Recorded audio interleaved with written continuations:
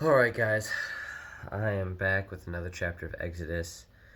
I am in Exodus chapter 36. I am under the weather, so I'm recording it a lot earlier than I normally do because once I'm done with this, I'm going to give myself I can send up a couple prayers and then hopefully I'm going to sleep. And tomorrow morning, I'm going to be able to wake up and go do some hunting. And hopefully, it's successful because I made it through Friday.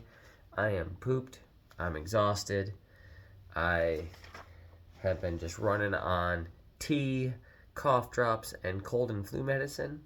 And so I'm hoping that I'll be at least 85% tomorrow morning for opening day. But either way, I'm going to be thankful. I'm going to be excited. I'm going to be grateful. And we're going to get right into it. Chapter 36 of Exodus.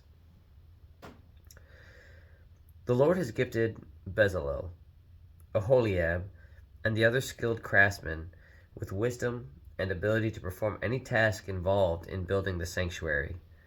Let them construct and furnish the tabernacle, just as the Lord has commanded. So Moses summoned Bezalel and Oholiab, and all the others who were specially gifted by the Lord and were eager to get to work. Moses gave them the materials donated by the people of Israel as sacred offerings for the completion of the sanctuary. But the people continued to bring additional gifts each morning. Finally, the craftsmen who were working on the sanctuary left their work.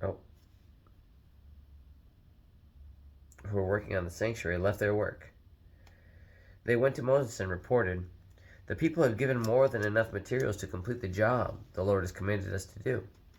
So Moses gave the command, and this message was sent through the camp.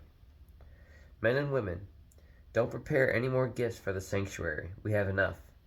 So the people stopped bringing their sacred offerings. Their contributions were more than enough to complete the whole project. The skilled craftsmen made 10 curtains of finely woven linen for the tabernacle. Then Bezalel decorated the curtains with blue, purple, and scarlet thread, and with skillfully embroidered cherubim. All 10 curtains were exactly the same size, 42 feet long, 6 feet wide. 5 of these curtains were joined together to make one long curtain, and the other 5 were joined to make a second long curtain. He had 50 loops of blue yarn and put them along the edge of the last curtain in each set.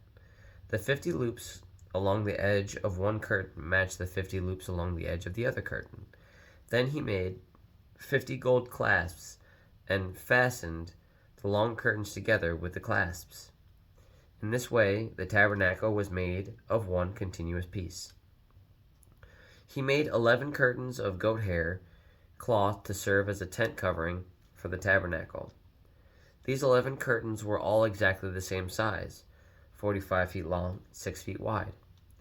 Bezalel joined 5 of these curtains together to make one long curtain, and the other 6 were joined to make a second long curtain.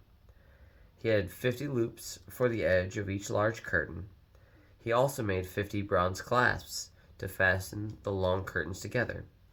In this way, the tent covering was made of one continuous piece.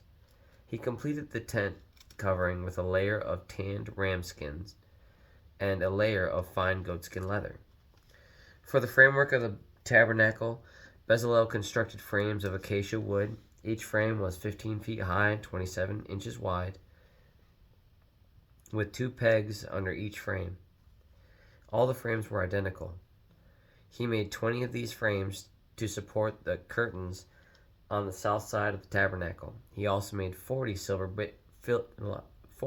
bases, 2 bases under each frame, and the pegs fitting securely into the bases. For the north side of the tabernacle, he made another 20 frames, with their 40 silver bases, 2 bases under each frame.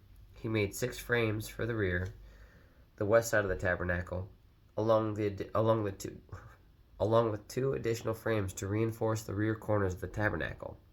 These corner frames were matched at the bottom and firmly attached at the top with a single ring, forming a single corner unit. Both of these corner units were made the same way. So there were 8 frames at the rear of the tabernacle, set in 16 silver bases, 2 bases under each frame. Then he made crossbars of acacia wood to link the frames. 5 crossbars for the north side of the tabernacle and 5 for the south side.